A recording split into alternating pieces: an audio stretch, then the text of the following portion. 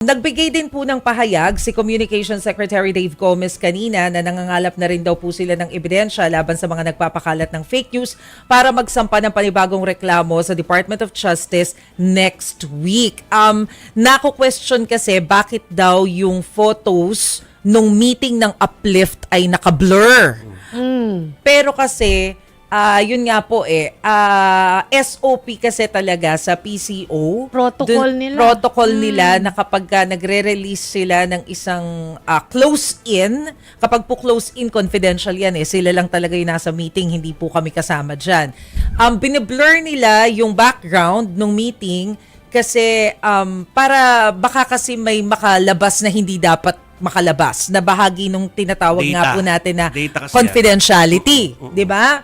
So kaya po nila biniblur, SOP nila 'yan. Pero dahil nga po dito sa mga kumu-question sa social media, inilabas na rin nila yung picture na walang blur. Actually, naka-live po yan nung araw mismo na yan. May video, hindi pa naka-live. May recorded video. May recorded video ang RTVM na kapag ka-in-scan po ninyo, kita doon Makikita rin. Kita rin yung date talaga. So, bibigyan mo ngayon ng mali siya. Dapat nga wala lang yan Pero ngayon, bibigyan natin ng mali siya kung bakit kumalat yan.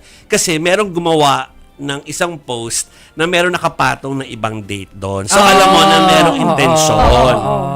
Diba? So, kahit sinong pangulo yan na, again, uulitin ko, kaya questionin namin kung merong magmamanipulate ng image. At sinasabi namin, minanipulate yung image po na yan kahit na sa totoo lang, kapag tinignan nyo naman po talaga yung raw video na sinasalang namin ngayon, malino naman kung ano yung date nandun. It is April 7, 2024. Iyan. Tapos ngayon lang, habang nagpo-programa tayo, nag-send po ng mga panibagong photos ang Presidential News Desk.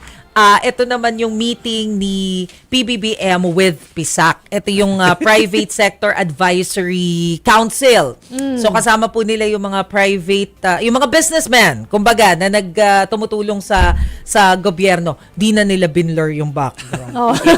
Kaya tuloy pinag-uusapan namin sa group chat ng Malacanang, uy, wala nang blur. Nadala na sila. Walang sensitive info. Yes. Oo, hindi na naka-blur. Ayan. Oo. So, yan po. Grabe. So, ang sa amin lang, nasa inyo naman po kung gusto maniwala. Pero kasi parte po ng show po talaga namin. Bilang title namin, sa totoo lang, kahit sino pa po nakaupo dyan, kahit nung panahon, siguro kung meron ng STL nung panahon ng Duterte, kung merong fake news noon, itatama rin naman natin. Rin. No? Of course.